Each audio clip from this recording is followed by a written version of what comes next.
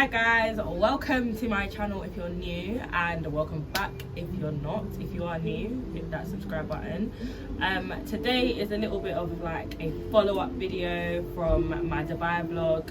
I had a few people message me and ask me if I could do some like do's and don'ts and some like info on who I booked with, where I went, and like who I booked my excursions with, etc, etc. So I said I would do a vid on that, and here it is, because I am a woman of my word. So first of all, I'm going to talk about the do's and don'ts. So I would say a very important do is be respectful. Like, it is a Muslim country, they have different customs to the West, and you have to remember to respect that because you're in someone else's country. Like, me personally, I had a few outfits that I was a bit like, oh, these are a bit short, but I made sure when I was going to more like communal areas, for example, like the mall and stuff like that, that I was a bit more covered up, because I don't do shame well. So if I now came, I was told that I need to leave the mall, there will be blood in my tears. Blood in my eyes even, not even blood in my tears, blood in my eyes, because I don't handle shame very, very well. So yeah, just like if you're ladies, if you're like going out there, like malls, I would say malls, maybe possibly the zoo. I mean, there are people, like, don't get me wrong, there are people that are out there in like bike riding and stuff, and that's good for them. But me personally, I just like to respect people's customs, because it's just respectful, do you get what I mean? Like, and I don't do shame very well. So I wore like, in more like communal areas like the mall and stuff, I wore shoulders covered. And I also, just to protect myself, I actually brought a scarf. Like, it was like a shawl, so like anywhere I went, I was kind of cold in terms of like aircon anyways, but anywhere I went, I was able to just put that over me if I was to undercover, yes, if I was undercover lover, if I was too like revealing and stuff. So that's the main thing. The second thing is, you can tip. I mean, I don't think it's necessarily a custom out there, I'll have to double check that, but I don't think it is necessarily a custom out there. I don't think we tip that much because we paid by card, so it's like the tip wasn't necessarily going to them. But that's the thing, do bring your card. If you have a Monzo card, if you want to travel, you should really have a Monzo card from the jump. Like, Monzo, shout me for the sponsorship, because y'all be doing what you need to do. Like, Monzo cards are essential of traveling. We did not use money at all. Like, unfortunately, my friends got me money for my birthday, and I left the card at home, didn't know that it had money in it, so didn't get to use that. But in my intention wasn't to use money, like cash anyways, because I feel like somewhere like Dubai, a lot of the things, like a lot of the excursions that we booked, we pre-booked them anyway, so we paid by card. And then everywhere else, like Ubers by card, food and stuff by card. Didn't need money really, but that's a contrast to like where I am now. As you can see, sunset in the back and all of that, you know, scenery. But it's contrast to where I am now in Europe. Europe is still very much like cash. You don't have cash, is a kind of a long day. So make sure when you are going on holiday, wherever you're going, try and understand the customs, because I know if you go to like, I don't know, I know my friend went to Malaysia and they were like, yeah, it's literally cash. So kind of depends on where you're going, who you're like, what area you're going to. But Dubai, definitely bring your card, and also do bring money. Don't go to Dubai on a budget thing. You cannot go to Dubai on a budget thing. Like, you're going to spend racks. If it's not on cab, it's going to be on food. If it's not on food, it's going to be on activities. Even if you don't decide to do activities, you're going to spend cash dollar. Like, but you have to prepare yourself for that. Don't go to Dubai, find girl, empty pockets, find boy, holes in pockets, no coins, no cash.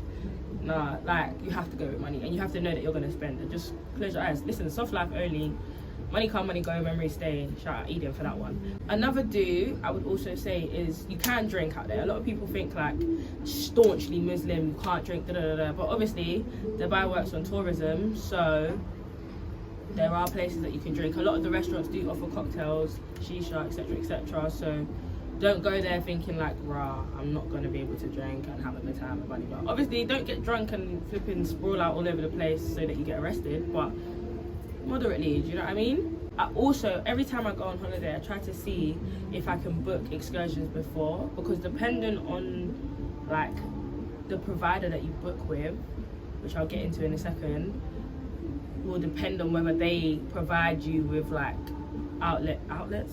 What would it be? Vendors? What would it be? Providers. So depending on who you book with will depend on whether you should research if there's activities to do before or not. I mean, you should really research if there's activities to do before anyways, because then you kind of get a gauge or an idea of the prices of things, so that when you do go on holiday, if you do have a holiday rep, they're not charging you an arm and a leg. So that's very important, to research what you want to do. Is it in your budget? And like what the rough price is, yeah. So if not, you should also find out from your provider who you book with, because some people book flights and hotels separate. I don't necessarily do that. I prefer to book in packages, only because I just don't like the hassle of having to like get somewhere and book a cab to wherever I'm going when I know they're just going to charge me extortionate prices. Even on Uber, it's going to be ridiculous, because loads of airports are like out of the area that you're staying in. So in my eyes, I usually book for a package, depending on where I'm going, depends on who I book with. For Dubai, I did book with Love Holidays. I've been told that they've got a few bad reviews and their customer service ain't that good, I'll be honest, but they do banging holidays. So run, don't walk to Love Holidays. And most of the time they do like include transfers and stuff like that. If you're flying Europe, they don't, you have to add like bags at the end, but depending on where you're going and how long you're staying for will depend on the price. Do you get what I'm saying? But with Dubai, bags was included, flight was included, hotel was included, and that was all for $670. It was no more than $670. I think we did an add-on which made it $670. So that is important, because Love Holidays, although they're a holiday package site, they don't like bring a holiday rep to your hotel. And then I don't know if like when you lot were younger, I know when I was younger and I used to go on like all-inclusive holidays, there'll be a holiday rep telling you about go and buy this boat, go and do this boat trip, go and do this safari tour, and it'd be like 20% more expensive. So with that, I think it was helpful that we went to Dubai, because Dubai has loads of things to do even without like having a tour guide or whatever. So we booked a few things before. Yeah, we probably booked 80% of them before we came. So that does help me personally. I like that, because it means that I already spent that money. I don't have to worry about it coming out. I don't have to worry about bringing it with me, or like, it's just money that I've already spent. I don't have to worry about. Do you get what I'm saying? So that was really, really helpful. There's certain things that I would suggest you do via like, for example,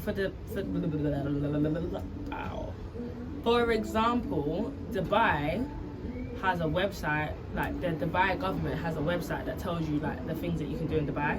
I feel like most countries do, but Dubai's one's really, really helpful.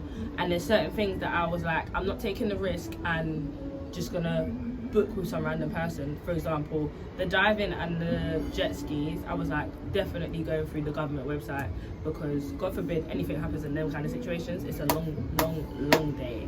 So always look at the reviews as well. Like, I always research the providers and see who's been there, if there's any like traveller pictures rather than their personal pictures or like their business photos, because they will be gassing these things, and then you get there and it's like, what the hell is this? Do you get what I'm saying? And I would just say, like, in terms of Dubai is a very, very nice place. There's loads to do. So it's like you're never going to be bored, and there's loads of opportunity. So I think the most important thing is just to do your research. Like that goes for any holiday really. Just do your research, because it will help you in the long run. Humans don't really lie. They do, but they don't really lie. Especially when they don't like something, they're gonna tell you. So I like to read the reviews a lot. I am a bit of a review freak. But I take it with a pinch of salt as well, because there's some people that you have to recognize. People want different things from things. Like the hotel I'm staying at now, some people were saying it's really noisy, but I'm not really bothered by noise, and it's not even noisy. It's pretty quiet, if I'm being honest. So it depends on the type of person. So take everything with a pinch of salt, and that goes for anywhere really. But yeah, I think really and truly, it's important to know what holiday provider you're going with as well. My friend did the due diligence for me, because I didn't. But